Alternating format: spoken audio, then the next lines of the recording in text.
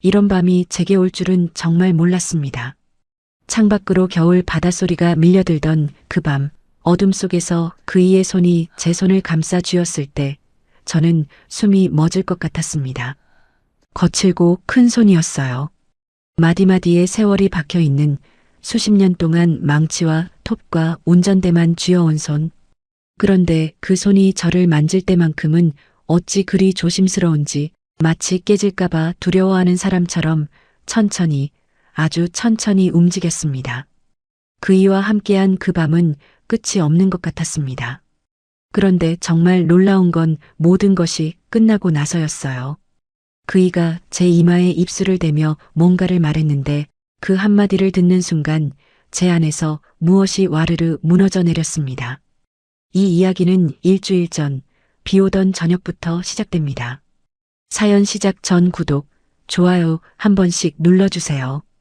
그날은 장을 보고 돌아오는 길이었습니다. 시장에서 두부 한 모와 콩나물 한 봉지, 계란 한 판을 사들고 빌라까지 걸어가는 15분 거리의 길이 제 하루 중 가장 긴 외출이었으니까요. 하늘이 어두워지더니 갑자기 빗줄기가 굵어졌고 미처 우산을 챙기지 못한 저는 장바구니를 가슴에 안고 걸음을 재촉했습니다. 골목을 반쯤 돌았을 때 봉지 바닥이 빗물에 젖어 찢어졌습니다.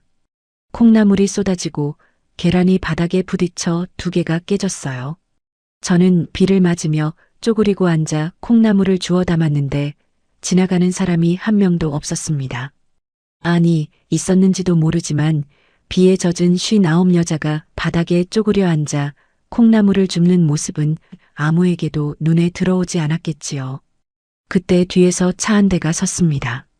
엔진 소리가 멈추고 운전석 문이 열리더니 키 크고 마른 남자가 말없이 내려 제 옆에 쪼그려 앉았어요. 그 사람은 아무 말 없이 바닥에 흩어진 콩나물을 주워 비닐봉지에 담기 시작했고 저는 놀라서 고개를 들었습니다. 괜찮아요. 저는 반사적으로 그렇게 말했습니다. 그런데 그 사람은 대꾸도 없이 이미 봉지를 묶어 트렁크에 싣고 있었어요. 어디까지 가십니까? 낮고 짧은 목소리였습니다. 질문이라기보다는 통보에 가까운 말투였고 그 한마디가 끝이었어요. 저는 영문도 모른 채 조수석에 앉았고 차 문이 닫히자 빗소리가 한 겹 멀어졌습니다. 차 안에 이상한 냄새가 있었습니다. 이상하다기보다는 낯설면서 편안한 냄새라고 해야 맞겠지요. 나무. 오래된 나무를 켤 때 나는 그 고소하면서도 따뜻한 향이 시트와 천장에 은은하게 배어 있었습니다. 그 사람의 손이 운전대 위에 올라가 있었는데 손이 참 컸어요. 손가락 마디마디가 굵고 손등에 잔음이 여러 개 나 있었지만 아까 제 봉지를 다룰 때는 놀라울 만큼 조심스러웠다는 걸 저는 창밖을 보는 척하면서 떠올리고 있었습니다. 제가 빌라 주소를 말하자 그 사람이 저를 한번 보더니 고개를 살짝 돌렸어요. 저도 그쪽입니다. 같은 동네예요. 요금 안 내셔도 됩니다. 그 말에 저는 입을 열었다가 닫았습니다. 고맙다고 해야 하나 괜찮다고 해야 하나 판단이 서지 않았고 그 사이에 차는 이미 빌라 골목으로 접어들고 있었어요. 와이퍼가 유리 위를 쓸 때마다 빗물 너머로 빌라 불빛이 일렁였고 택시 안은 그 나무 냄새와 빗소리로만 가득 차 있었습니다. 빌라 앞에 차가 서자 그 사람이 먼저 내려 트렁크에서 봉지를 꺼냈습니다. 제가 뺏으려 했지만 이미 3층 계단을 오르고 있었어요. 저는 그 뒤를 따라갔고 숨이 차오르는 계단에서도 그 사람은 한 손에 봉지를 든 채 걸음이 흔들리지 않았습니다. 인테리어 현장과 택시를 오가며 다져진 체력이라는 걸 그때는 알 수 없었지만 나이에 비해 몸이 단단하다는 건 계단 몇 층만으로도 느낄 수 있었지요. 302호 앞에 봉지를 내려놓고 저는 고개를 숙여 인사를 하려고 했습니다. 그런데 그 사람이 바로 연문 앞에 서서 열쇠를 꺼내고 있었어요. 여기 사세요? 네, 301호입니다. 벽 하나 사이. 이 사람이 여기 살고 있었다는 뜻이었습니다. 제가 다시 무슨 말을 하기도 전에 301호 문이 닫혔고 복도에 저 혼자만 남았어요. 젖은 봉지를 풀어 냉장고에 넣고 밥솥 뚜껑을 열었습니다. 쌀 한 컵을 씻어 안쪽에 넣었는데 한 공기, 늘 한 공기. 32년 동안 학교 급식실에서 수백 인분을 지었던 손이 이제는 밥솥 안에 한 줌의 쌀만 넣고 뚜껑을 닫는 일이 하루의 전부였습니다. 비에 젖은 어깨가 아직도 차가웠고 반찬 하나에 반 공기도 채 비우지 못하는 밥상이 언제나처럼 저를 기다리고 있었습니다. 그런데 오늘은 이상했습니다. 차가움 옆에 다른 감각이 남아 있었어요. 나무 냄새, 와이퍼 소리, 큰 손이 봉지를 집어 올리던 동작, 같은 동네에요라고 했던 낮은 목소리. 밥을 한 숟가락 떠올리다가 숟가락을 내려놓고 다시 들었다가 또 내려놓았습니다. 벽 너머 301호 쪽에서 아주 희미하게 무언가를 두드리는 소리가 났어요. 망치인지 나무를 다듬는 소리인지 분간할 수 없었지만 벽 하나 건너에 사람이 있다는 게 이렇게 선명하게 느껴진 적은 이 빌라에 이사 온 뒤 처음이었습니다. 이불을 뒤집어 쓰면서 중얼거렸어요. 이 나이에 무슨... 창피하게. 그 말이 이불 안에서 맴돌았지만 코끝에 남아있는 나무 냄새는 좀처럼 사라지지 않았습니다. 심장이 아직 제자리를 찾지 못하고 있었고 저는 눈을 감으면서도 그 택시의 조수석에 놓여있던 작은 방석을 떠올리고 있었어요. 그때는 정말 몰랐습니다. 그 택시 안의 5분이 제 삶을 완전히 바꿔놓을 줄은요. 다음 날 아침 쓰레기 봉투를 들고 복도에 나섰을 때 301호 문이 열려 있었습니다. 현관 안쪽으로 낡은 운동화 한 켤레가 가지런히 놓여 있었고 그 너머에서 그 사람이 점퍼 지퍼를 올리며 나오고 있었어요. 새벽 택시 근무를 마치고 돌아온 모양이었습니다. 얼굴에 피곤한 기색이 묻어 있었지만 등은 굽지 않은 채 곧았지요. 저는 봉투를 움켜쥔 채 고개를 숙였습니다. 어제 정말 고마웠어요. 비도 오는데 짐까지 들어다 주시고. 그 사람은 고개만 한번 끄덕이더니 문을 닫았어요. 인사를 받은 건지 아닌 건지 알 수 없는 반응이었고 저는 복도에 혼자 서서 닫힌 문을 한참 바라보았습니다.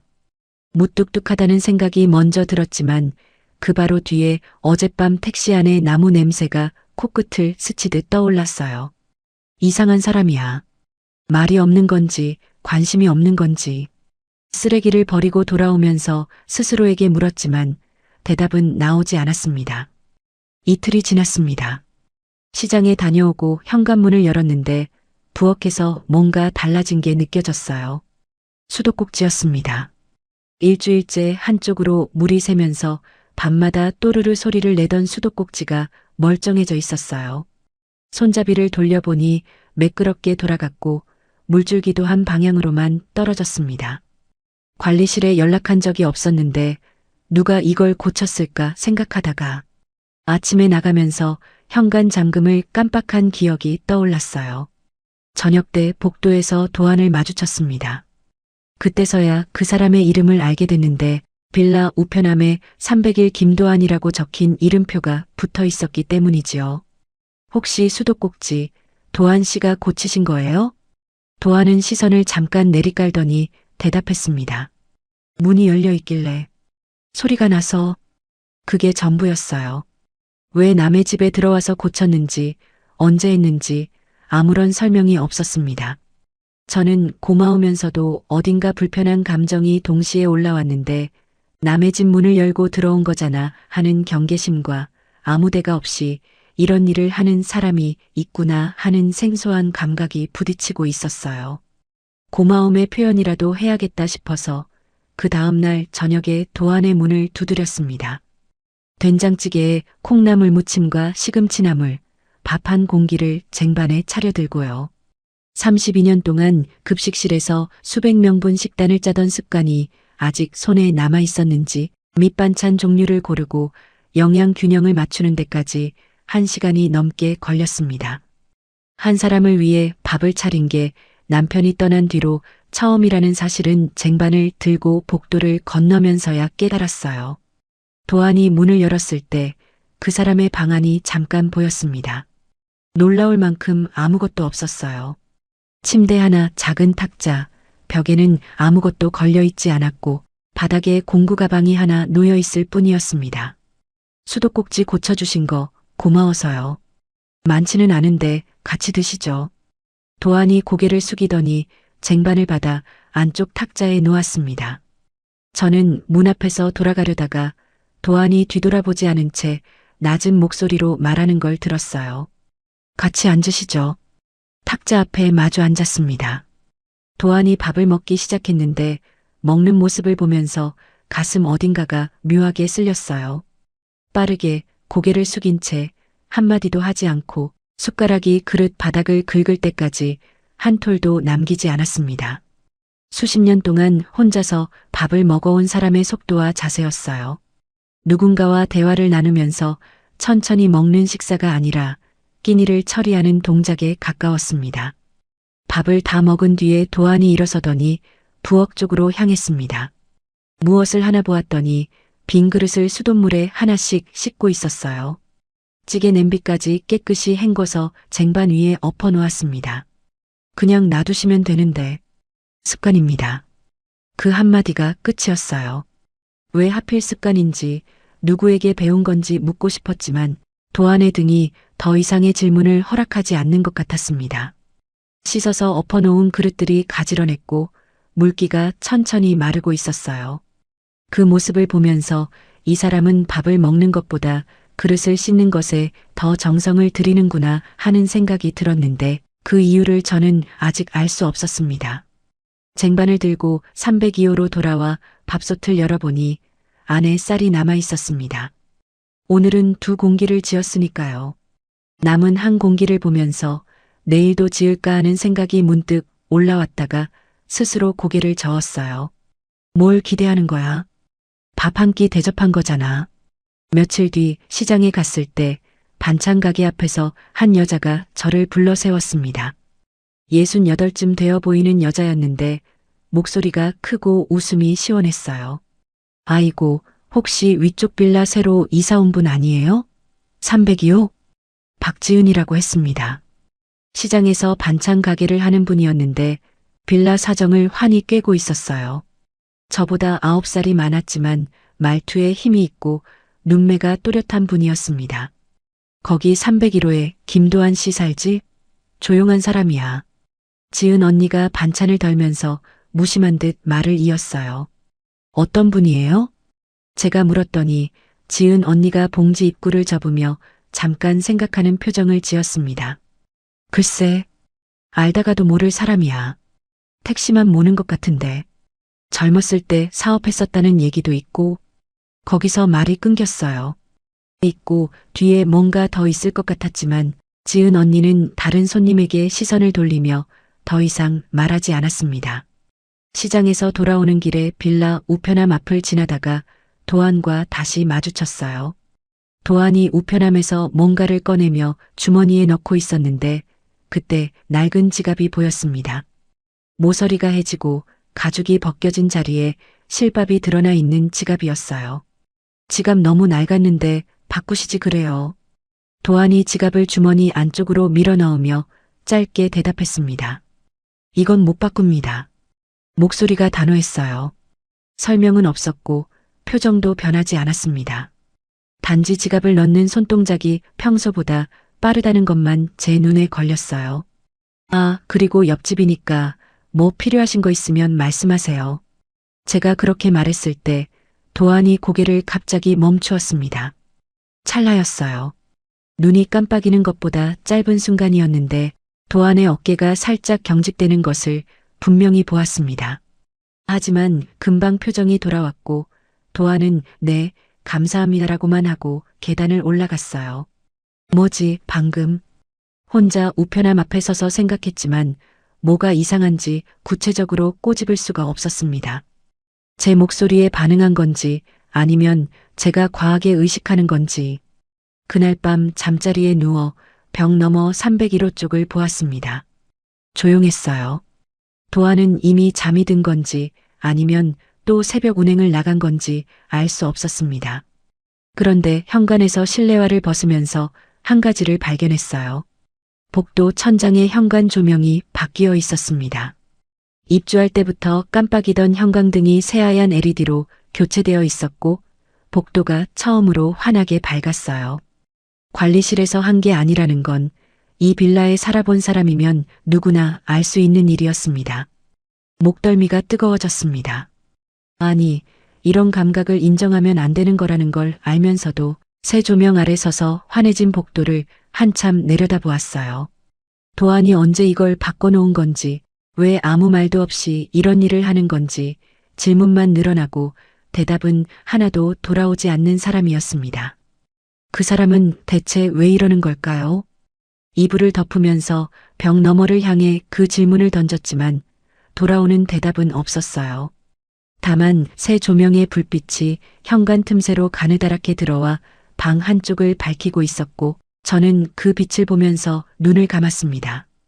그 뒤로 일주일쯤 지나면서 저와 도안 사이에 말로 정하지 않은 규칙 같은 것이 생겼습니다.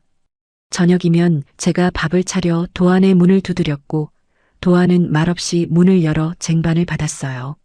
밥을 다 먹고 나면 그릇을 씻어 쟁반에 엎어놓고 제 문 앞에 두고 갔는데 아침에 현관을 열면 깨끗하게 마른 그릇들이 가지런히 놓여 있었습니다. 한 번도 고맙다는 말을 하지 않았지만 그릇 위에 물기가 한 방울도 남지 않은 것을 보면 하나하나 행주로 닦아서 엎어놓은 거라는 걸 알 수 있었지요. 어느 저녁 옥상에 올라갔습니다. 빌라 옥상에는 아무것도 없었어요. 녹슨 빨래 건조대 하나와 시멘트 바닥뿐이었는데 그 휑한 공간이 제가 가끔 바람을 쐬러 올라가는 유일한 곳이었습니다. 계단을 다 올라 철문을 밀고 나갔더니 먼저 와 있는 사람이 있었어요. 도안 씨였습니다. 건조대 옆 시멘트 턱에 앉아서 캔맥주를 하나 들고 있었고 옆에 하나가 더 놓여 있었습니다. 저를 보더니 고개를 살짝 돌렸다가 아무 말 없이 자기 옆 시멘트 턱을 손바닥으로 한 번 두드렸어요. 앉으라는 뜻이라는 걸 아는데 오래 걸리지 않았지만 옆에 앉아도 되는 건지를 결정하는 데는 몇 초가 더 필요했습니다. 앉았습니다. 도안이 옆에 놓아둔 캔을 저에게 밀었고 저는 받아서 탭을 열었어요. 차가운 캔 표면에 물방울이 맺혀 있었고 첫모금이 목을 타고 내려가면서 겨울 공기와 부딪혔습니다. 두 사람 사이에 말이 없었어요. 바람이 불 때마다 옥상 건조대가 가볍게 흔들렸고 멀리 도로를 지나는 차 소리가 간간히 올라왔을 뿐이었습니다. 얼마나 지났을까 도안이 먼저 입을 열었어요. 한 선생님, 밥은 잘 드십니까? 낮고 짧은 질문이었습니다. 밥을 차려주는 사람에게 밥을 잘 먹느냐고 묻는 게 이상할 수 있었지만 그 한마디가 묻고 있는 건 밥이 아니라 다른 것이라는 걸 느꼈어요. 잘 먹죠 뭐.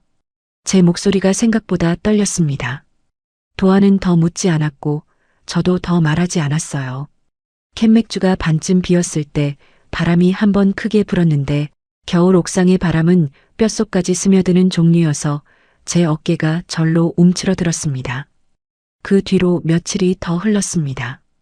저녁 밥상이 오가는 사이에 도안이 제 집에 들어와 앉는 날이 생기기 시작했어요. 처음에는 쟁반을 들고 복도를 건너다니는 것이 번거로워서 그냥 302호 식탁에서 같이 먹자고 제가 먼저 말한 것이었습니다. 도안은 고개를 끄덕이고 식탁 맞은편에 앉았고 그날부터 저녁 식사는 302호 부엌에서 이루어졌어요. 감자탕을 끓인 날이었습니다. 돼지 등뼈를 2시간 넘게 푹 고아서 감자와 깻잎을 넣었고 국물이 뽀얗게 우러난 냄비를 식탁 가운데 놓았어요. 도안이 숟가락으로 국물을 한번 떠서 입에 넣더니 동작이 멈추었습니다. 씹는 것도 아니고 삼키는 것도 아닌 상태로 숟가락을 든 채 가만히 있었어요. 그러더니 고개를 살짝 숙인 채 말했습니다. 따뜻해요. 감자탕 국물이 따뜻하다는 말일 수도 있었고 그 이상의 것일 수도 있었어요. 하지만 그 말을 듣는 순간 제 안에서 예상하지 못한 것이 차올랐습니다. 32년 동안 급식실에 서 있었습니다. 수백 명분의 밥을 짓고 국을 끓이고 반찬을 담았어요. 아이들이 먹고 남긴 잔반을 치우면서도 불평 한 번 한 적 없었고 남편이 아프고 나서는 죽과 미음을 끓여 숟가락으로 떠먹이는 것이 하루의 전부였습니다. 그 긴 시간 동안 누군가 제 밥을 먹고 따뜻하다고 말해준 기억이 있었던가요? 숟가락을 내려놓는 척하면서 고개를 돌렸습니다. 대답을 하면 목소리가 흔들릴 것 같았고 그걸 들키는 건 싫었으니까요. 옥상에서 맥주를 나눈 게 두 번째 되던 밤이었습니다. 바람이 유독 차가웠고 캔 표면에 성에가 끼기 시작할 만큼 기온이 내려가 있었어요. 제가 말을 꺼내려다 멈추었습니다. 떠난 남편이자 딸 수진이 아빠 이야기를 하려던 것이었는데 입을 여는 순간 목이 잠기면서 말이 나오지 않았어요.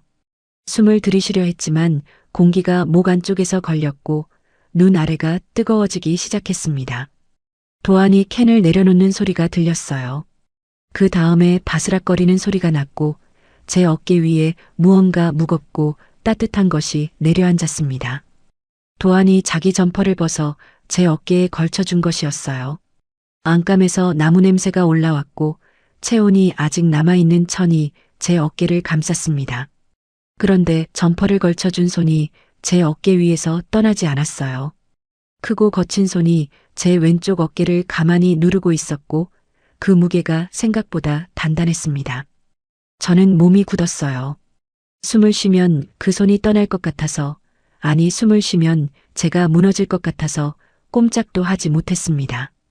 겨울바람이 두 사람 사이를 지나갔지만 어깨 위 손의 온기만은 바람이 가져가지 못했어요. 얼마 동안이었는지 모릅니다. 길지 않았을 거예요. 하지만 그 몇 초 동안 2년 만에 처음으로 다른 사람의 체온이 제 몸에 닿아 있었고 그 사실이 가슴 어딘가를 세게 눌렀습니다. 이 나이에 누군가의 손이 어깨 위에 올라와 있다는 것. 그것만으로 눈물이 나올 수 있다는 것을 그 밤에 처음 알았어요. 도안이 천천히 손을 거두었습니다. 들어가십시오. 춥습니다. 저는 고개를 끄덕이고 일어섰어요. 점퍼를 돌려주려 했지만 도안이 먼저 계단 쪽으로 걸어가고 있었습니다. 점퍼를 어깨에 걸친 채 방으로 돌아와 현관문을 닫았는데 어깨 위에 남은 손의 감각이 점퍼를 벗은 뒤에도 사라지지 않았어요. 이불 속에서 눈을 감았습니다. 이 나이에 무슨, 창피하게. 그 말을 3번쯤 되뇌었지만 어깨에 남은 온기가 더 오래 갔습니다. 그리고 점퍼 안감에서 올라오는 나무 냄새가 이불 안을 채우고 있었는데 그 냄새가 며칠 전 택시 안에서 맡았던 것과 같다는 걸 뒤늦게 깨달았어요. 며칠 뒤 도안의 택시를 타고 시장에 다녀온 적이 있었는데 그때 대시보드 위에 작은 사진 한 장이 끼워져 있는 것을 보았습니다. 바다였어요. 회색 하늘 아래 파도가 부서지고 있는 풍경이었는데 사진이 발에서 꽤 오래전에 찍은 것 같았지요. 도안에게 물어볼까 하다가 입을 다물었습니다. 이 사람에게 바다가 어떤 의미인지 아직은 물을 때가 아닌 것 같았어요. 그날 밤 이불 속에서 벽 너머를 보았습니다. 301호에서 다시 그 소리가 들렸어요. 무언가를 다듬거나 두드리는 나지막한 소리. 이 사람은 밤마다 뭘 하는 걸까? 저는 눈을 감으며 그 소리를 들었고 그 소리가 오히려 침묵보다 편안하다는 것을 인정해야 했습니다. 그런데 그 다음 날 아침 도안이 복도에서 저를 불러 세우며 한 번도 하지 않았던 말을 꺼냈어요. 정숙 씨, 겨울 바다 좋아합니까? 그 한마디를 듣고 저는 대답을 하지 못했습니다. 한 선생님이 아니라 정숙 씨. 언제부터 이 사람이 제 이름을 부르고 있었는지 지금에서야 귀가 알아차렸어요. 가슴 어딘가에서 무언가 빠르게 뛰기 시작했고 그것을 들킬까봐 고개를 돌려 현관 쪽을 보는 척했어요. 겨울바다. 이 사람이 나한테 그런 질문을 왜? 복도에 혼자 서서 한참을 그 자리에 있었습니다. 심장이 잦아들지 않았고 어깨 위에 남아있던 며칠 전 손의 온기가 다시 되살아나는 것 같았어요. 그날 밤 잠을 이루지 못했습니다. 겨울 바다 좋아합니까? 그 한마디가 머릿속에서 빙빙 돌았고 이불을 당겼다 밀었다 하면서 새벽 3시까지 천장만 바라보았어요. 이 나이에 남자와 단둘이 여행이라니 말이 되는 건지 안 되는 건지 그 판단 자체를 할 자격이 제게 있는 건지조차 가늠이 되지 않았습니다. 새벽에 지은 언니에게 전화를 걸었어요. 신호가 3번 가고 나서 쉰 목소리가 받았습니다. 이 시간에 무슨 일이야? 언니, 나 이상한 소리 하나만 해도 돼? 지은 언니가 기침을 1번 하더니 해봐라고 했어요. 제가 겨울 바다 이야기를 꺼내자 언니는 잠깐 조용하다가 짧게 말했습니다. 그냥 가. 뭘 그렇게 생각해? 바다 바람 쐬고 오면 되지. 그 한마디가 참 가벼웠는데 가볍기 때문에 오히려 제 마음이 움직였습니다. 아무도 저한테 그냥 가라고 말해준 적이 없었으니까요. 전화를 끊고 나서 작은 여행 가방을 꺼냈어요. 옷까지 두어 벌을 넣다가 손이 저절로 쌀 2컵과 된장 1봉지를 챙기고 있었습니다. 32년 습관이 손에 남아서 어딜 가든 밥부터 걱정하는 자신이 우습기도 했지만 도안에게 밥을 해줄 수 있다는 생각이 가방을 꾸리는 손을 멈추지 않게 했어요. 아침 9시에 빌라 앞으로 내려갔습니다. 도안의 택시가 골목 초입에 서 있었고 도안은 운전석 옆에 서서 트렁크를 열고 있었어요. 제가 가방을 건네자 도안이 받아서 트렁크에 넣더니 조수석 문을 열어주었습니다. 조수석에 앉았을 때 그 자리에 작은 방석이 깔려 있었어요. 처음 이 택시를 탔던 비 오는 날에도 있었던 그 방석. 누군가 앉을 때 편하라고 일부러 놓아둔 쿠션이 그대로 있었습니다. 이게 원래 있던 건가 아니면 속으로 물었지만 입 밖으로는 꺼내지 않았어요. 도안이 운전석에 앉아 시동을 걸었고 택시가 골목을 빠져나갔습니다. 고속도로에 올라서자 차 안이 조용해졌어요. 도안은 라디오를 틀었는데 주파수를 맞추자 오래된 노래가 흘러나왔습니다. 제가 젊었을 때 자주 듣던 가수의 곡이었고 멜로디가 귀에 닿자 입이 저절로 움직여 가사를 따라가고 있었어요. 한 소절쯤 읊조렸을 때 옆에서 아주 작은 소리가 났습니다. 고개를 돌렸더니 도안의 입꼬리가 올라가 있었어요. 그 사람이 웃는 것을 처음 보았습니다.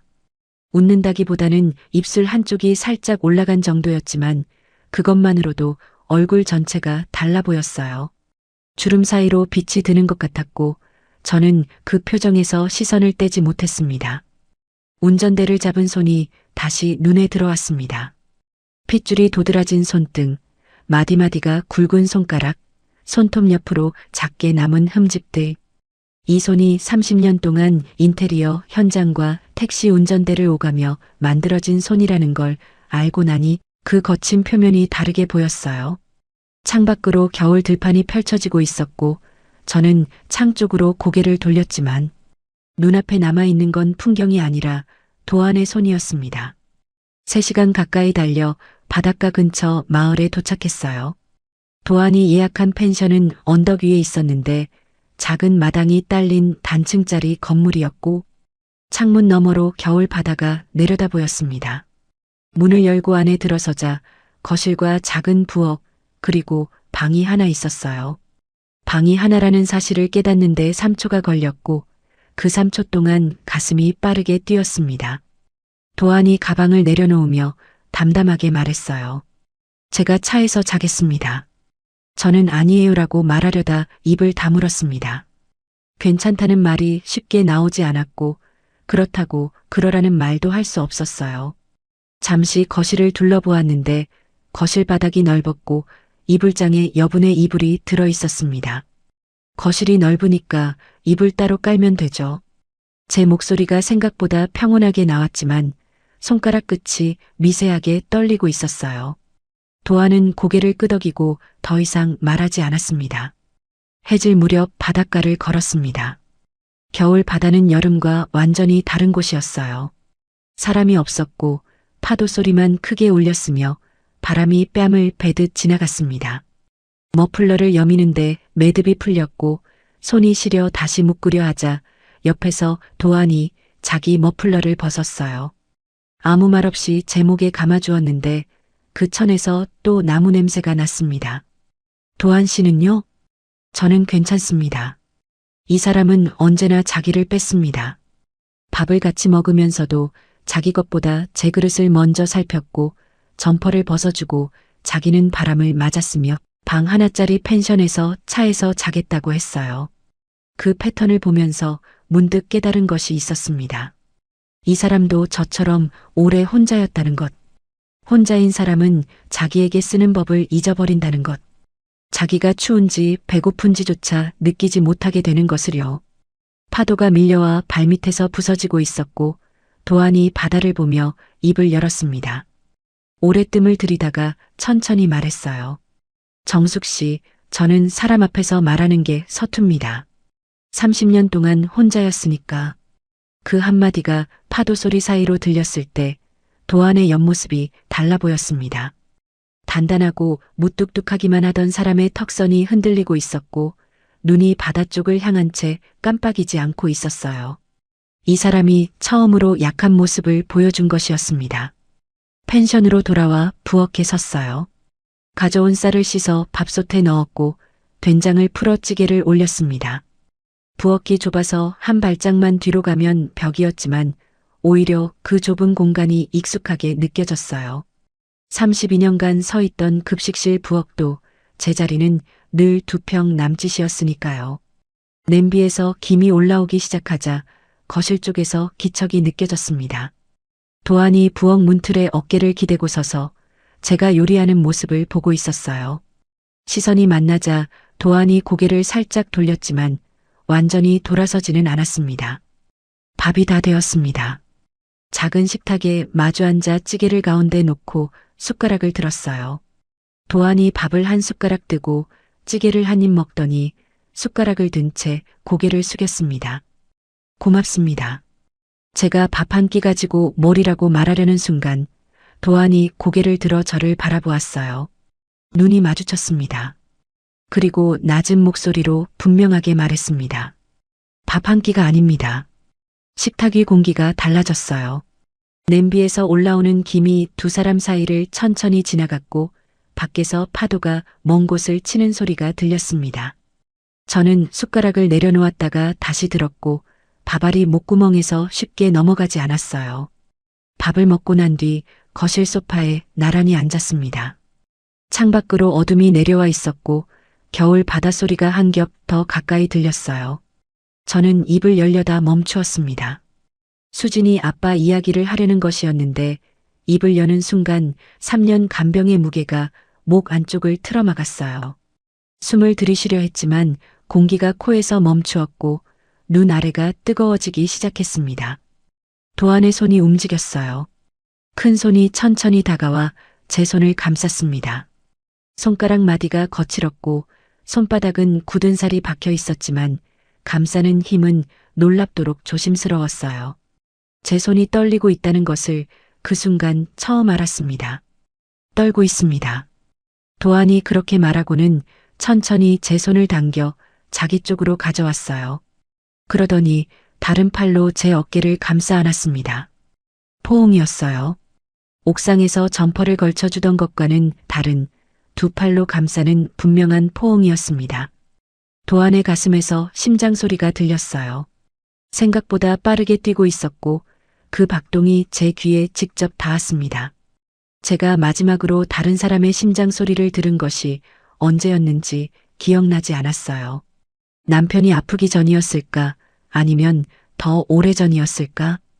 기억을 더듬는 사이에 눈물이 볼을 타고 내려왔지만 도안의 가슴에 묻혀 있었기 때문에 닦을 필요가 없었습니다. 도안은 움직이지 않았어요. 안고만 있었습니다. 등을 두드리지도 괜찮다고 말하지도 않았고 그저 두 팔의 힘을 일정하게 유지한 채 가만히 있었어요. 그 침묵이 어떤 위로보다 무거웠습니다. 겨울 바다소리가 창밖에서 밀려들었고 방 안에는 두 사람의 호흡만이 있었습니다. 이 나이에 다른 사람의 품 안에 안겨 있다는 것, 누군가의 체온이 제 얼굴 위로 내려와 있다는 것, 그것만으로 가슴 한가운데가 뜨거워지는 것을 이 밤이 아니었으면 영영 모르고 살았을지도 몰라요. 얼마 뒤에 도안이 천천히 팔을 풀었습니다. 일어서더니 이불장에서 이불을 꺼내 거실 바닥에 깔았어요. 오늘은 이만 주무십시오. 저는 고개를 끄덕이고 방으로 들어갔어요. 문을 닫으려다가 완전히 닫지 못했습니다. 손이 문고리를 잡고 있었는데 끝까지 미는 것이 되지 않았어요. 결국 문이 손가락 한마디쯤 열린 채로 남았고 그 틈으로 거실에 불빛이 가느다란 선을 그으며 방 안으로 들어왔습니다. 이불을 덮고 천장을 보았어요. 귀에 아직 도안의 심장 소리가 남아 있었고 코끝에는 나무 냄새가 맴돌고 있었습니다. 제 심장도 아직 평소 박동으로 돌아오지 않았는데 그 불규칙한 리듬이 두렵지 않고 오히려 선명하게 느껴졌어요. 내일이 무섭다. 이 마음이 어디까지 갈지 모르니까. 눈을 감았지만 잠은 오지 않았습니다. 문틈 사이 불빛이 꺼지지 않았고 거실에서 도안이 이불 위로 뒤척이는 기척이 아주 낮게 들려왔어요. 그 사람도 잠들지 못한 것이었습니다. 둘째 날 아침 눈을 떴을 때 방 안에 햇살이 비스듬히 들어와 있었습니다. 문틈 사이로 거실 쪽을 보니 이불이 이미 개켜져 있었고 도안은 보이지 않았어요. 세수를 하고 거실로 나가 현관문을 열었더니 마당 너머 언덕 쪽에서 도안이 걸어 내려오고 있었습니다. 새벽에 뒷산을 다녀온 모양이었는데 숨이 차 있지도 않았고 이마에 땀 한 방울 맺혀 있지 않았어요. 겨울 아침 찬 공기를 뚫고 산을 오르내리고 온 사람의 모습이라기에는 걸음이 너무 가뿐했습니다. 도안이 마당으로 들어서며 저와 눈이 마주쳤어요. 잠깐이었습니다. 눈이 마주친 것은 3초도 되지 않았는데 그 3초 안에 어젯밤의 포옹이, 심장 소리가, 문틈 사이 불빛이 전부 올라왔어요. 도안도 걸음을 멈추었습니다. 두 사람 사이에 마당에 찬 공기가 끼어 있었지만 그 공기가 장벽이 아니라 다리처럼 느껴지는 순간이었어요. 도안이 먼저 다가왔습니다. 한 걸음, 두 걸음, 세 걸음. 제 앞에 서더니 거친 손이 천천히 올라와 제 볼륨 머리카락을 쓸어 넘겼어요. 잠결에 엉킨 머리카락이었을 텐데 그 동작이 이상하리만큼 자연스러웠습니다. 저는 피하지 않았어요. 피해야 한다는 생각이 들기 전에 몸이 먼저 그 자리에 머물러 있었으니까요. 도안의 손가락이 귀 뒤를 스쳤을 때 숨이 가빠졌고 제 손이 저도 모르게 도안의 점퍼 자락을 잡고 있었습니다. 그 뒤의 일을 말로 옮기기가 쉽지 않습니다.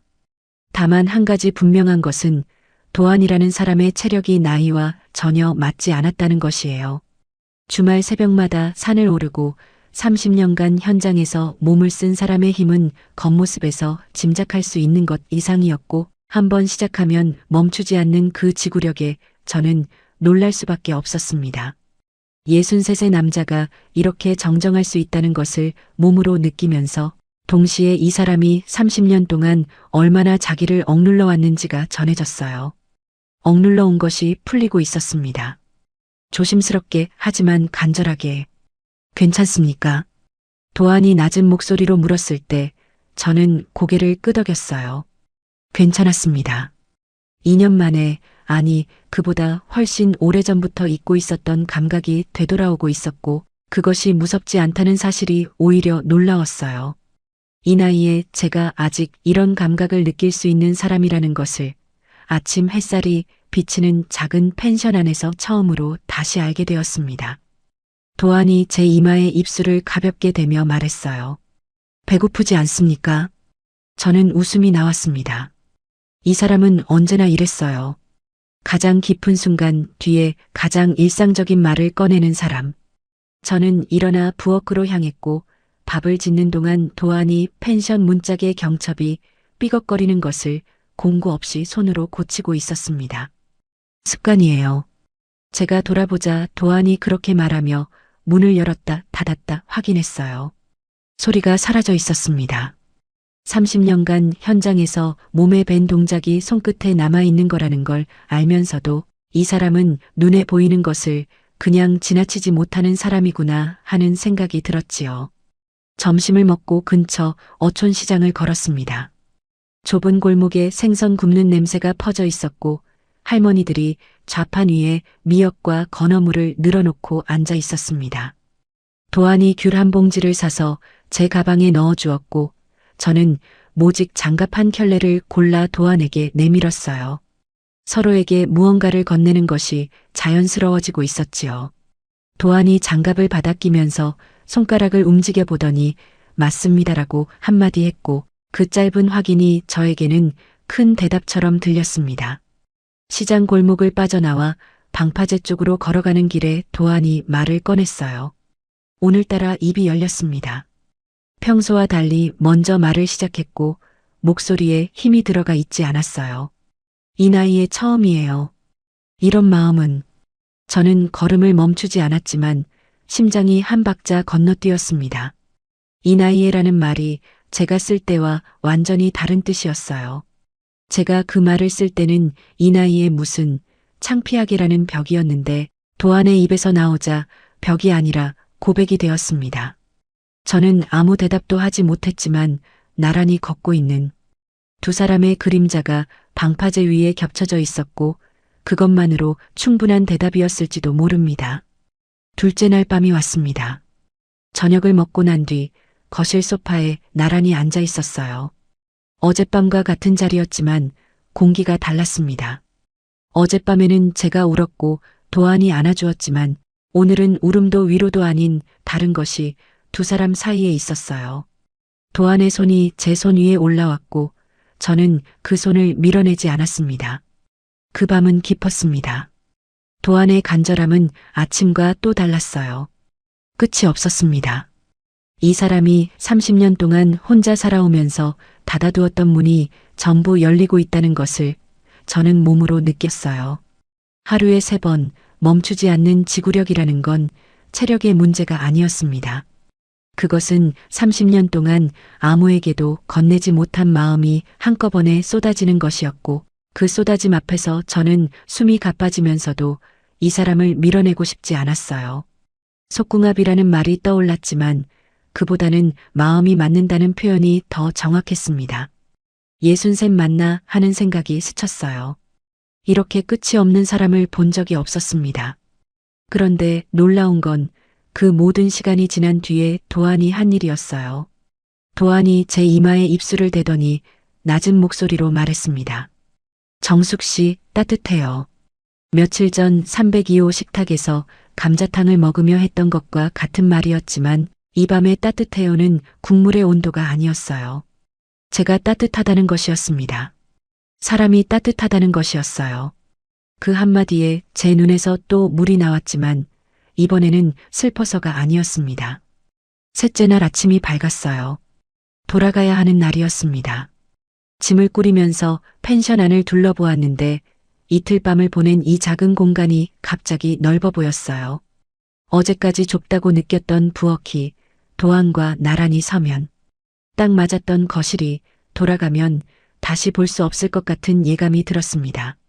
도안이 트렁크에 가방을 싣는 동안 저는 먼저 조수석에 앉았어요. 방석 위에 앉아 처음 이 택시를 탔던 비 오는 저녁이 떠올랐습니다. 그때는 몰랐던 것들이 이제는 전부 다른 의미로 보였어요. 도안이 운전석에 앉았고 시동을 걸기 전에 잠깐 멈추었습니다.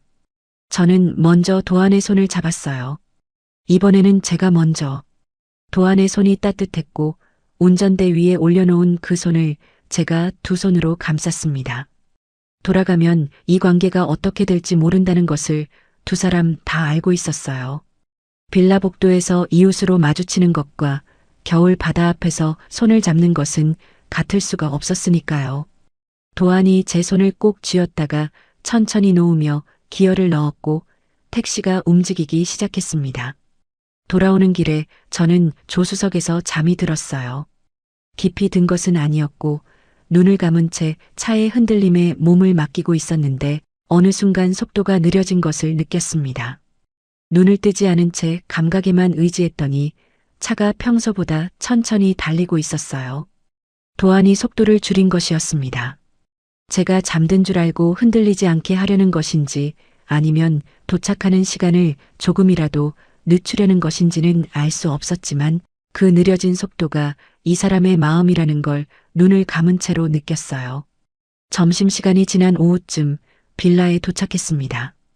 가방을 풀고 302호에 혼자 앉아 있는데 전화벨이 울렸어요. 수진이었습니다. 엄마, 어디 갔다 왔어? 전화를 안 받아서.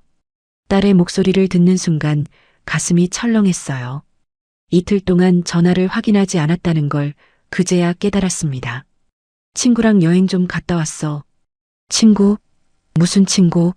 엄마 친구가 어디 있어? 수진의 목소리에 의심이 섞여 있었습니다. 저는 동네 언니라고 둘러댔지만 목소리가 흔들렸다는 걸 스스로도 알았어요. 수진은 다음에 내려갈게요라는 말을 남기고 전화를 끊었는데 그 말투가 평소의 안부 인사와 달랐지요. 무언가를 확인하러 오겠다는 어감이었습니다. 며칠 뒤 수진이 예고 없이 빌라를 찾아왔습니다. 현관 초인종이 울렸을 때 저는 저녁 준비를 하고 있었고 문을 열자 수진이 서 있었어요. 코트를 입은 채 가방을 들고 있었는데 표정이 굳어 있었습니다. 엄마, 나왔어요. 수진을 안으로 들이고 차를 끓이려는데 수진이 현관에서 움직이지 않았어요. 시선이 복도 쪽을 향하고 있었습니다. 301호에 도안이 들어가고 있었어요. 택시 운행을 마치고 돌아온 모양이었는데 복도에서 수진과 눈이 마주쳤고 도안은 고개를 숙여 인사했습니다. 수진은 인사를 받지 않았어요. 도안이 301호로 들어간 뒤 수진이 천천히 제 쪽으로 고개를 돌렸습니다. 제가 도안의 등을 바라보고 있었다는 걸 딸의 눈이 먼저 잡아챈 것이었어요. 엄마, 저 사람 누구예요? 저는 대답을 하지 못했어요. 손에 들고 있던 컵이 미세하게 흔들리고 있었고 수진의 눈이 이미 답을 읽고 있었습니다. 수진이 현관 안쪽을 훑었어요. 식탁 위에 밥그릇 2개가 엎어져 있었고 싱크대 옆에 남자 것으로 보이는 큰 슬리퍼가 놓여 있었습니다. 엄마, 이게 뭐야? 이웃이 아니잖아. 수진의 목소리가 높아졌어요. 복도까지 울릴 만큼. 저는 그냥 이웃이야라고 말하려 했지만 입이 열리기 전에 수진이 먼저 쏟아냈습니다. 아빠 돌아가신 지 겨우 2년이에요. 겨우 2년. 수진아, 돈도 없어 보이는 사람이 왜 엄마한테 잘해요? 엄마 재산 노리는 거 아니에요? 컵을 내려놓았습니다. 손이 떨려서가 아니라 컵을 잡고 있을 힘이 없었어요. 수진이 하는 말 하나하나가 제 안의 벽을 두드리고 있었는데 그 벽은 제가 힘겹게 허물어 온 것이었습니다.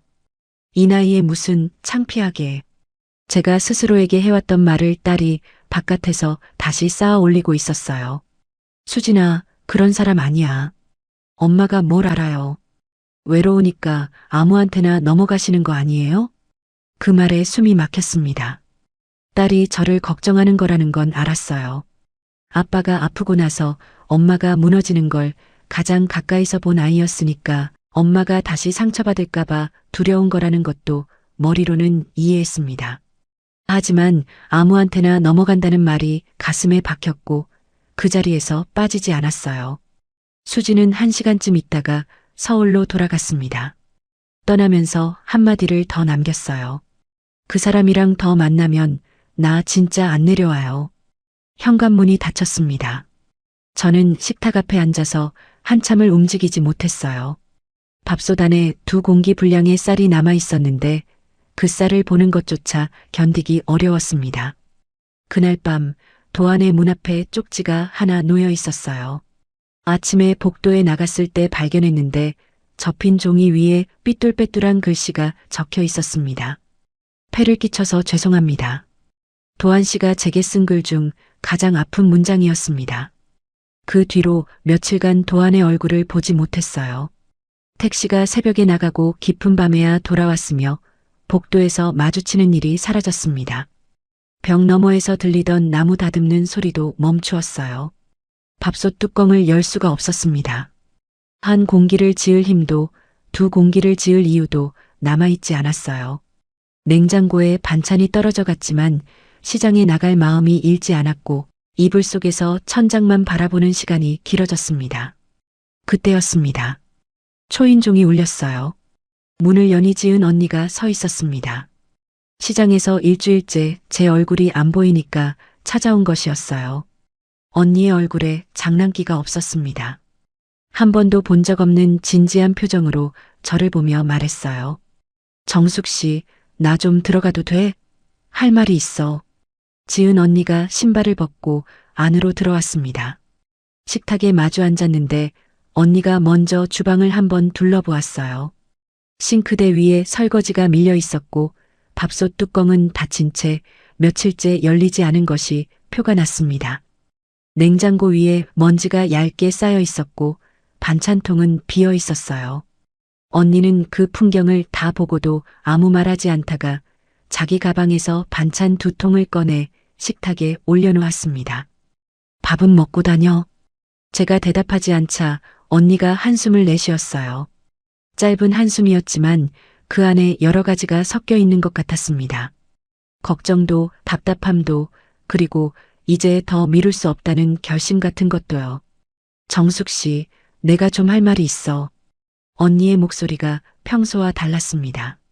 시장에서 손님한테 반찬 떼어줄 때의 그 넉넉한 톤이 아니라 뭔가를 오래 참다가 꺼내는 사람의 무게가 실려 있었어요. 도한 씨 이야기야. 그 이름을 듣는 순간 숟가락을 잡으려던 손이 멈추었습니다. 며칠째 입에 올리지 않았던 이름이었고 벽 너머에서 더 이상 소리가 나지 않는 사람의 이름이었어요. 지은 언니가 이야기를 시작했습니다. 천천히 한 문장씩 쉬어가며 말했어요. 도안이 젊었을 때 인테리어 시공 회사를 했다는 것, 32살의 회사가 부도났다는 것, 하루아침에 전부 잃었다는 것. 거기까지는 알 수 있는 이야기였지만 그 뒤가 달랐습니다. 그때 아내가 아이를 데리고 떠났어. 아들이 하나 있었는데 5살이었대. 저는 입을 다문 채 듣고만 있었어요. 도한 씨가 원망을 했을까? 아니야. 그 사람은 자기 탓을 했어. 내가 돈을 못 벌어서, 내가 집안을 못 일으켜서. 그 말만 되뇌면서 30년을 일만 했대. 언니의 말이 이어졌습니다.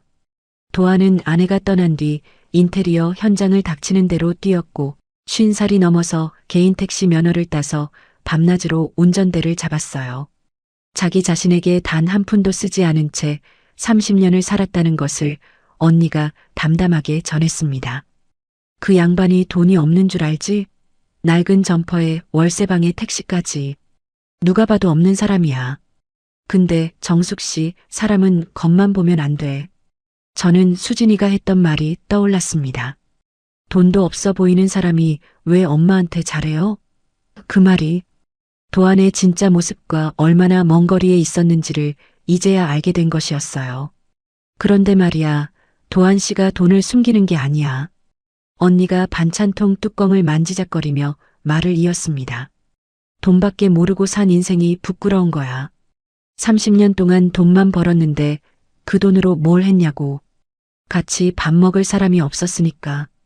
그리고 돈 보고 오는 사람은 다시 겪기 싫은 거고. 그 말을 듣자 도안의 모습이 한꺼번에 떠올랐어요. 낡은 점퍼에 찢어진 안감, 모서리가 해진 지갑을 이건 못 바꿉니다라며 주머니 안쪽으로 밀어넣던 손, 아무것도 걸려있지 않던 301호 벽. 돈을 쓸 줄 모르는 게 아니라 자기에게 쓰는 법을 잊어버린 사람이었다는 것을, 돈 때문에 아내를 잃었고 돈 때문에 다시 상처받은 적이 있다는 것을 이제야 이해했습니다. 언니가 일어서며 마지막으로 한마디를 남겼어요. 그 사람 방에 가봐. 언니가 돌아간 뒤 저는 한참을 식탁 앞에 앉아 있었습니다. 벽시계 초침 소리만 방 안을 채우고 있었고 머릿속에서 지은 언니의 말들이 겹겹이 쌓이고 있었어요. 결국 현관에서 슬리퍼를 끌고 복도로 나갔습니다. 301호 앞에 섰어요. 손잡이를 잡았더니 정말 문이 잠겨 있지 않았습니다. 잠금을 하지 않는 사람이었어요. 지킬 것이 없다고 생각하는 사람의 습관이었을까? 아니면 누군가 올 수 있다고 열어두는 사람의 습관이었을까? 문을 열고 안으로 들어섰을 때 숨이 잠깐 멈추었습니다.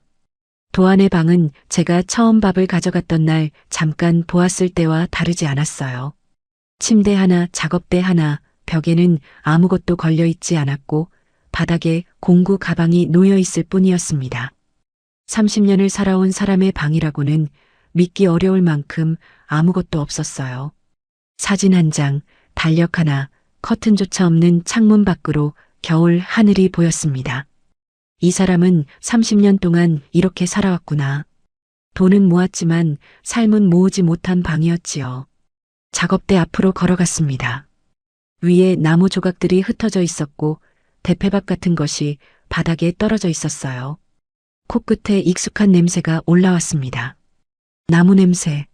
처음 택시를 탔을 때 맡았던 점퍼 안감에서 났던, 펜션에서도 희미하게 느꼈던 그 냄새의 근원이 여기였지요. 나무 조각 사이에 아직 완성되지 않은 무언가가 놓여 있었습니다. 작은 도마였어요. 부엌에서 쓰는 크기의 나무 도마가 반쯤 다듬어진 채 놓여 있었고, 표면을 만져보니 모서리가 둥글게 깎여 있었습니다. 이 사람이 밤마다 벽 너머에서 두드리던 소리가 이거였구나. 그리고 도마 옆에 낡은 지갑이 놓여 있었습니다. 시장에서 본 그 지갑이었어요. 이건 못 바꿉니다라고 단호하게 말했던 그 지갑. 접힌 부분이 벌어져 있었는데 안쪽에 작은 사진이 한 장 끼워져 있는 것이 보였습니다. 5살쯤 되어 보이는 남자아이가 웃고 있었어요. 사진 뒷면에 연필로 도윤 5살이라고 쓰여 있었고 글씨가 거의 지워져 있었습니다. 이 사람이 30년 동안 지갑을 바꾸지 못한 이유가 여기 있었어요.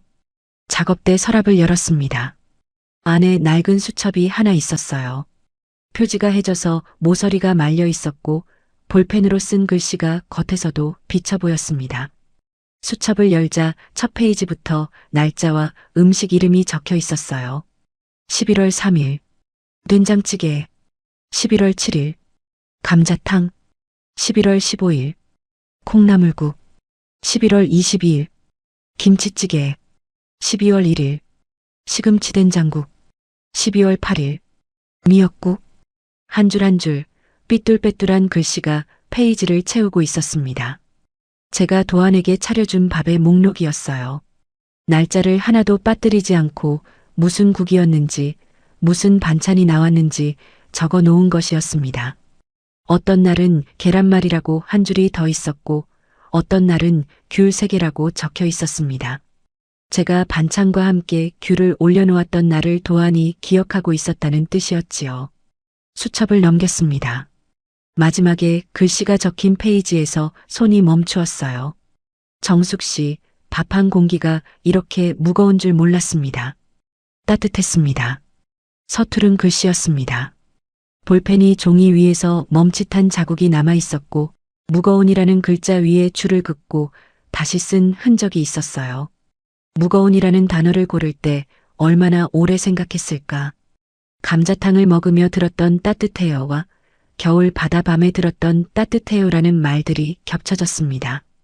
수첩을 안고 주저앉았습니다. 30년 동안 혼자 밥을 먹어온 사람이 누군가의 밥을 이렇게 한 줄 한 줄 기록하고 있었다는 것. 빈 그릇을 매번 씻어서 엎어놓았던 것이 단순한 습관이 아니라 받은 것을 기억하고 갚을 길이 없어서 가르시라도 깨끗이 돌려보내려 한 것이었다는 것. 낡은 지갑을 바꾸지 못한다던 그 사람이 이 수첩을 서랍 안에 넣어두고 매일 저녁 한 줄씩 적고 있었다는 것. 소리가 나오지 않았습니다. 울음이 나오려 했지만 목이 막혀서 소리가 되지 못했고 눈에서 물만 흘러 수첩 표지 위에 떨어졌어요. 나무 냄새가 올라왔습니다. 이 방 전체가 도안의 30년이었고 이 수첩은 도안의 마지막 몇 달이었습니다. 이 사람이 30년간 모아온 것이 무엇이든 그것보다 밥 한 공기가 더 무거웠다는 것을 이 삐뚤빼뚤한 글씨가 증명하고 있었습니다. 얼마나 앉아 있었는지 모릅니다. 수첩을 손에 쥔 채 일어섰을 때 다리가 저려 있었어요. 도안의 방을 나와 302호로 돌아왔습니다. 밥솥 앞에 섰습니다. 뚜껑을 열었어요. 쌀을 씻기 시작했습니다. 한 컵이 아니라 2컵. 물줄기가 쌀 위로 떨어지면서 쌀이 부딪히는 소리가 조용한 부엌을 채웠고 쌀을 씻는 제 손이 떨리고 있었습니다. 갈 수 있을까? 이 나이에 이 발로 저 사람한테 다시. 쌀을 씻던 손이 멈추었어요. 이 나이에 무슨. 그 문장이 또 올라오려 했습니다. 그때 전화벨이 울렸어요. 화면에 수진이 이름이 떠 있었습니다. 전화를 받았습니다. 수진의 목소리는 지난번과 달랐어요. 날이 서 있지 않았고 오히려 조심스러웠습니다. 엄마, 나 내일 내려갈게요. 왜? 또 무슨 일이야? 그냥요. 엄마 얼굴 좀 보려고요. 전화를 끊고 나서 한참을 밥솥 앞에 서 있었어요. 쌀 2컵이 물에 잠겨 있었는데 밥을 지어야 하는지 말아야 하는지 결정을 내리지 못한 채 서 있다가 결국 뚜껑을 닫고 버튼을 눌렀습니다. 2컵 분량의 밥이 되려면 40분이 걸렸고 그 시간 동안 수첩을 식탁 위에 펼쳐놓고 페이지를 다시 넘겼어요. 다음 날 오후 수진이 왔습니다. 현관문을 열었을 때 수진의 얼굴을 보고 저도 모르게 몸이 경직되었어요. 지난번에 왔을 때의 굳은 표정이 떠올랐기 때문이었습니다. 하지만 오늘 수진의 눈에는 화가 아니라 다른 것이 들어 있었어요. 뭐라고 정확히 말할 수는 없었지만 싸우러 온 사람의 눈은 아니었습니다. 수진이 신발을 벗고 안으로 들어오더니 부엌 쪽을 먼저 보았어요. 밥솥 위에 김이 오르고 있었고 식탁에 반찬 2가지가 올라와 있었습니다. 지은 언니가 가져다 준 반찬이었지만 수진은 그걸 모를 터였어요. 엄마, 밥은 먹고 있어요? 저는 고개를 끄덕였습니다. 수진이 냉장고를 열었어요. 안에 든 것이 거의 없었습니다. 반찬통 2개와 계란 몇 알, 그리고 시든 파 한 단. 수진이 냉장고 문을 닫으며 아무 말도 하지 않았지만 손등으로 눈 아래를 한번 훔치는 것을 보았습니다. 엄마, 밥 안 먹은 거 며칠이에요? 제가 대답하지 않자 수진이 식탁에 앉으며 고개를 숙였어요. 잠시 침묵이 흘렀습니다. 수진이 고개를 들었을 때 눈가가 붉어져 있었어요. 엄마, 나 오늘 여기서 자고 갈게요. 오늘 하루만. 저는 그래라고 대답했고 수진에게 이불을 꺼내 주었습니다. 저녁을 간단히 먹고 나서 수진은 거실에 이불을 폈어요.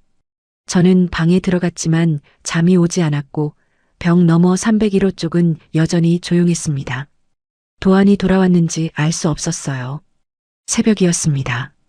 시계를 보니 4시 반쯤 되었어요. 거실에서 인기척이 나더니 현관문이 살짝 열리는 소리가 들렸습니다. 수진이 나간 것이었어요. 담배를 피우는 아이가 아니었으니 바람을 쐬러 나간 거라고 생각했는데 한참이 지나도 돌아오지 않았습니다. 얼마 뒤 현관문이 다시 열렸어요. 수진이 들어왔는데 슬리퍼를 벗는 손이 떨리고 있었습니다. 거실 불을 켜지 않은 채 이불 위에 앉더니 2 무릎을 끌어안고 가만히 있었어요. 저는 방문 틈으로 그 모습을 보며 나가야 하나 말아야 하나 망설이다가 잠에 들었습니다. 아침이 되었어요. 저는 밥을 짓고 국을 끓여 식탁을 차렸습니다. 수진이 세수를 하고 나와 식탁 앞에 앉았는데 밤새 잠을 못 잔 사람의 얼굴이었어요. 눈밑이 그늘져 있었고 입술이 말라 있었습니다. 밥을 한 숟가락 뜨더니 씹지 않고 가만히 있다가 숟가락을 내려놓았어요. 엄마. 수진이 저를 불렀습니다. 목소리가 갈라져 있었어요. 엄마가 웃는 거 본 게 몇 년인지 알아요? 저는 숟가락을 들고 있던 손이 멈추었습니다. 수진이 식탁 위를 보며 말을 이었어요. 아빠 아프고 나서부터 엄마 웃는 거 못 봤어요. 5년이에요, 엄마. 5년. 그 말에 가슴 한가운데가 쿵 내려앉았습니다.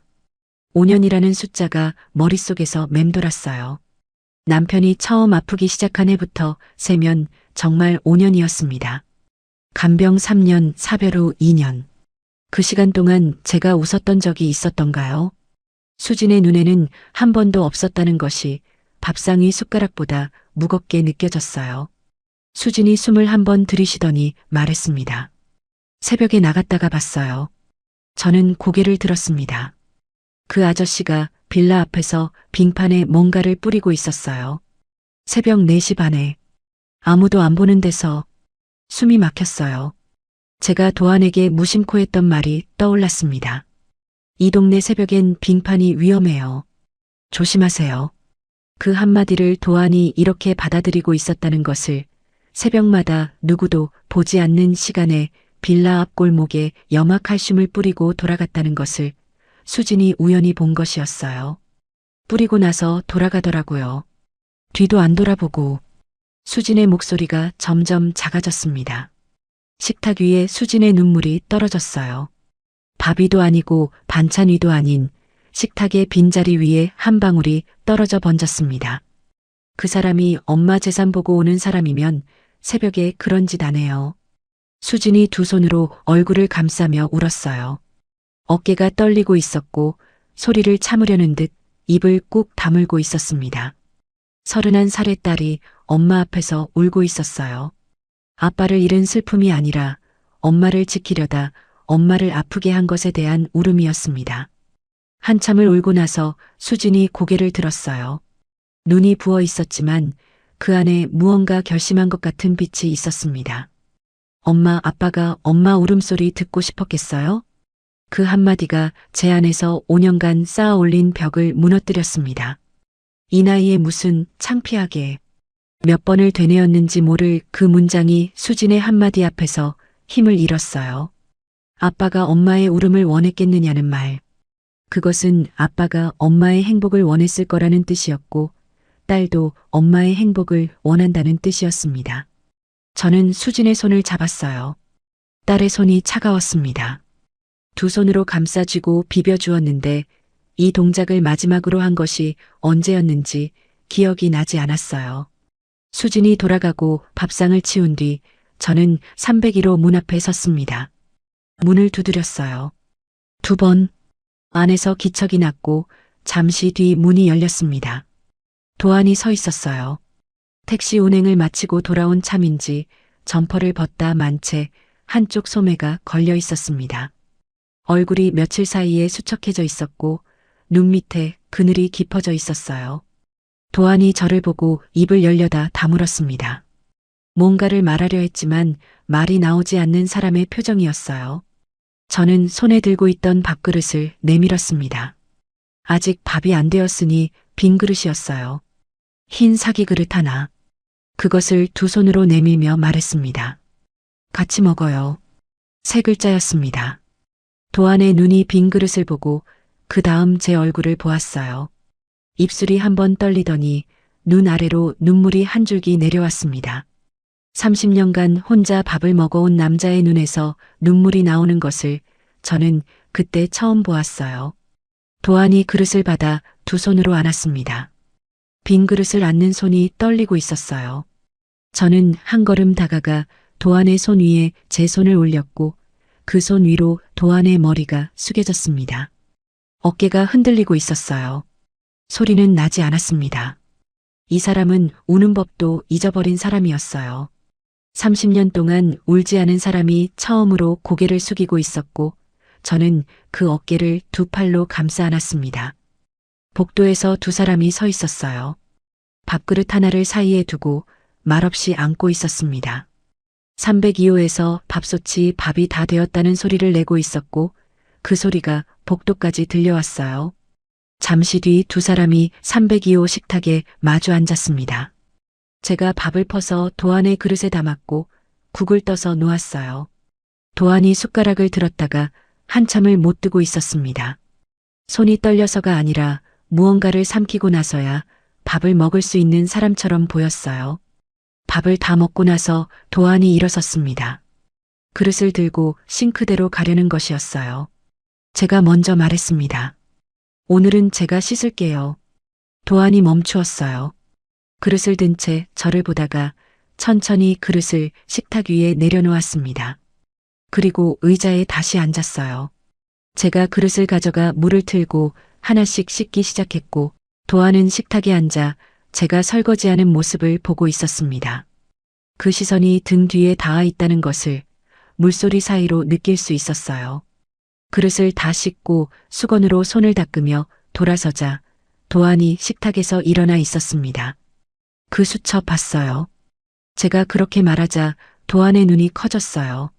입이 벌어졌다가 닫혔고 손이 주머니를 더듬다가 허공에서 멈추었습니다. 도안이 입을 열었어요. 부끄럽습니다. 그것이 도안이 할 수 있는 전부인 것 같았습니다.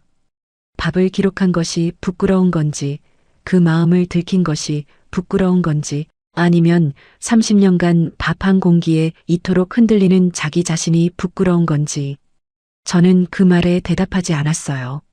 대신 내일 저녁은 미역국 끓일게요라고 말했고 도안은 한참 뒤에 고개를 끄덕였습니다.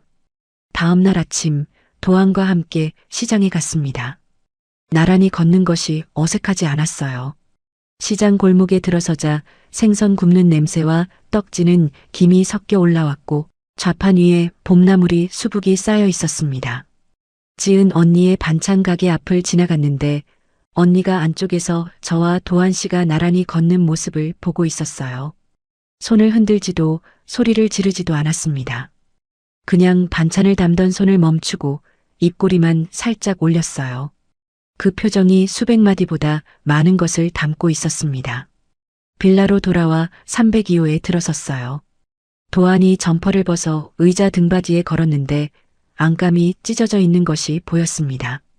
솜이 삐져나와 있었고 오랫동안 꿰매지 않은 채 입고 다닌 흔적이었어요. 저는 찬장에서 바느질 상자를 꺼냈습니다. 32년간 급식실에서 앞치마를 수선하고 아이들이 찢어온 가운을 꿰매주던 손이 아직 남아 있었으니까요. 가만히 계세요. 도안이 안 그러셔도 하려는 것을 제가 먼저 막았어요. 바늘에 실을 꿰고 점퍼 안감을 잡아당겨 한 땀씩 꿰매기 시작했습니다. 바늘이 천을 통과할 때마다 작은 소리가 났고 도안은 식탁 맞은편에 앉아 제 손을 보고 있었어요. 이 사람이 제 집 수도꼭지를 고쳤던 것이, 현관 조명을 바꿔놓았던 것이, 펜션에서 삐걱거리는 문짝을 손본 것이, 미완성 나무 도마를 다듬던 것이 전부 고치는 행위였다면 지금 제가 하고 있는 것도 같은 것이었습니다. 사물을 고치는 것에서 시작해 관계를 고치는 것으로, 그리고 이제는 사람을 고치는 것으로, 받기만 하던 사람이 처음으로 주는 사람이 되는 순간이었어요. 점퍼 수선이 끝나고 실을 잘라 매듭을 지은 뒤 점퍼를 도안에게 건넸습니다. 도안이 안감을 만져보더니 아무 말 없이 점퍼를 무릎 위에 올려놓았어요. 그러더니 손이 천천히 올라와 제 어깨 위에 닿았습니다. 가볍게 살짝. 저는 그 손 아래로 몸을 기울여 도안의 어깨에 머리를 기대었어요. 창으로 봄 햇살이 들어오고 있었습니다. 겨울이 지나 있었어요. 언제 봄이 왔는지 모를 만큼 긴 겨울이었지만 창문으로 쏟아지는 빛이 분명히 겨울의 것과 달랐습니다. 부드럽고 따뜻하고 오래 머물러도 눈이 부시지 않는 종류의 빛이었어요. 두 사람이 나란히 앉아 있었습니다. 말이 없었어요. 시계 초침 소리와 창밖에서 새 한 마리가 우는 소리만이 방 안을 채우고 있었고 도안의 어깨는 단단했지만 차갑지 않았습니다. 이 사람의 어깨에 머리를 기대고 있는 것이 이렇게 자연스러울 수 있다는 것을 이 나이에 처음 알았어요. 도안이 입을 열었습니다. 평소보다 문장이 길었어요. 정숙 씨, 고맙습니다. 이 나이에 처음으로 집에 온 기분입니다. 이 나이에. 도안 씨가 방파제에서 쓸 때는 사랑 고백이었으며 지금은 감사와 귀환의 말이었어요. 같은 말이지만 마지막 뜻이 가장 무거웠습니다. 집에 온 기분이라는 것. 30년간 혼자 살아온 사람이 처음으로 집이라고 부를 수 있는 곳을 찾았다는 것. 저는 대답 대신 도안 씨의 손을 잡았어요. 그 손을 잡고 있는 것만으로 충분했습니다. 한참 뒤에 도안이 나지막하게 한마디를 더했어요. 도윤이도 언젠가 찾으면 밥 한 끼 해주고 싶습니다. 저는 도안의 손을 더 세게 잡았습니다. 대답은 하지 않았어요. 그 한마디에 30년이 들어있다는 걸 알았으니까 말보다 손의 힘으로 대답하는 쪽이 맞았습니다. 며칠 뒤 수진에게서 전화가 왔어요. 엄마, 다음 주에 내려갈게요. 도안 아저씨한테도 인사드리려고요. 수진이 그 택시기사 아저씨가 아니라 도안 아저씨라고 부른 것을 알아차리는데 한 박자가 걸렸습니다. 전화를 끊고 나서 웃음이 나왔어요. 웃다가 눈물이 났습니다. 그리고 눈물을 닦다가 또 웃었어요. 5년 만에 이런 식으로 얼굴 근육이 움직인 적이 없었다는 걸 그때 알았습니다. 봄이 왔습니다. 이듬해 봄 어느 아침이었어요. 밥솥 뚜껑을 열었습니다. 김이 올라왔어요. 2공기. 주걱으로 밥을 고르게 섞고 그릇 2개에 나눠 담았습니다. 한 그릇은 제자리에, 한 그릇은 맞은편에. 반찬을 차렸어요. 시금치나물, 콩나물 무침, 찌개. 32년 영양사의 손이 기억하는 균형 잡힌 밥상이었지만 이 밥상이 특별한 이유는 반찬의 가짓수가 아니라 그릇의 수였습니다. 현관문을 열었어요. 닫지 않았습니다. 문이 열린 채로 봄바람이 들어왔고 복도 너머 계단 쪽에서 발소리가 들렸습니다. 도안이 올라오고 있었어요. 301호 앞을 지나 302호 앞에 선 도안의 손에는 비닐봉지가 하나 들려 있었습니다. 시장에서 사온 봄나물이었어요. 냉이인지 달래인지 봉지 안에서 초록빛이 비치고 있었고 흙 냄새가 봄바람에 섞여 올라왔습니다. 도안이 열려있는 현관문 앞에 서서 안을 보았어요.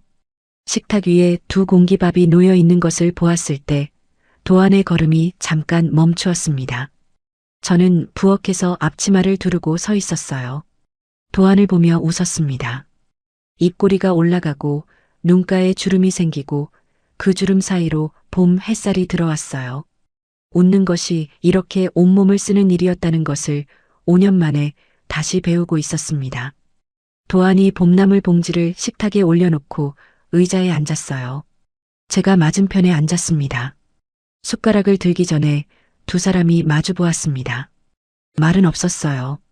밥솥에서 올라오는 마지막 김이 식탁 위를 천천히 지나가고 있었고 열린 현관문으로 봄바람이 한 줄기 들어와 김을 흩뜨렸습니다.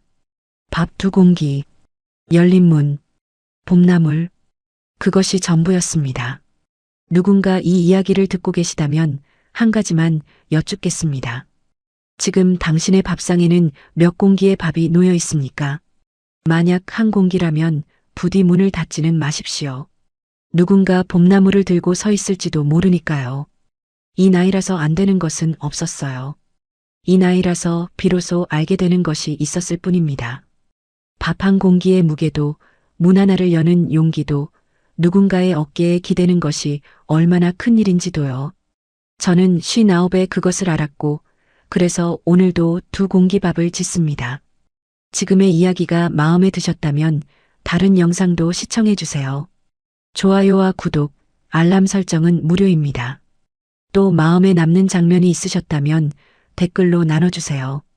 선생님의 한마디가 다른 분께 깊은 울림이 될 수 있습니다.